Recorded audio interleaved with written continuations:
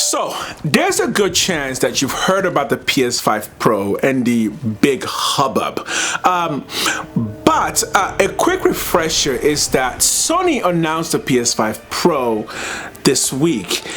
We already knew it was coming. However, people were, let's just say, a little bit shocked by the price tag. That is that the PS5 Pro is going to cost $700 American, which means that it is more expensive in other places due to inflation. And the conversation has been a really simple one. That is, some people believing that this is simply too expensive because the PS5 Pro will be probably the most expensive console when it's all said and done. But there are people on the other side who are saying that the PS5 Pro and what it promises is actually worth more than the $700 price tag. So the question is, should you upgrade to the PS5 Pro?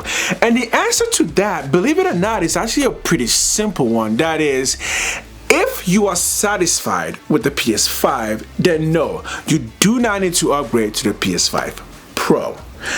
But if you're one of the people who owns a really nice OLED TV that runs at 4K 60 Hz and you want to be able to game and get both the 4K and the 60 frames per second, and you have the income to do it, then yes, the PS5 Pro is precisely for you. And that is the simple answer. But the more technical answer is this. If the PS5 Pro can do what Sony is promising it can do, that is run at 4K and 60 FPS consistently, then yes, the PS5 Pro would be the most powerful console ever made.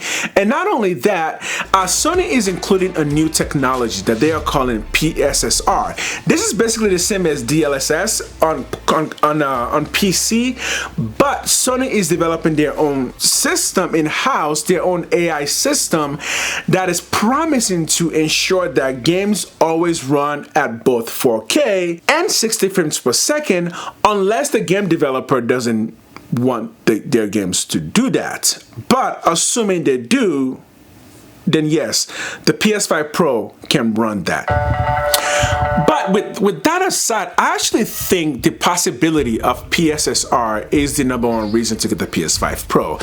Because, again, this is a brand new tech for console gaming that, if it does what Sony is promising it will do, this will probably be the biggest leap in console gaming since the Sega Dreamcast. And that console failed, namely because the technology in that console was way too expensive to produce, and Sega was simply not able to make their money back on that console. So since then, consoles have not really made any giant leaps. And if and only if PSSR does what Sony believes it can do, it will be a quantum leap, we can say, for console gaming. But it also goes deeper than that, because PSSR is also promising to upscale older games to 4K, which just so happens to be good for Sony, since Sony already has a large catalog of games, and if they can resell those games to us in any way by just saying, hey,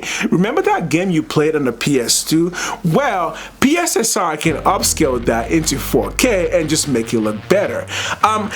Personally, this technology really does intrigue me because, as I said before, if this happens to be what Sony believes it can be, it will be a pretty big giant leap. But then the question becomes, well, should you even buy it? Because $700 regardless is just so freaking expensive.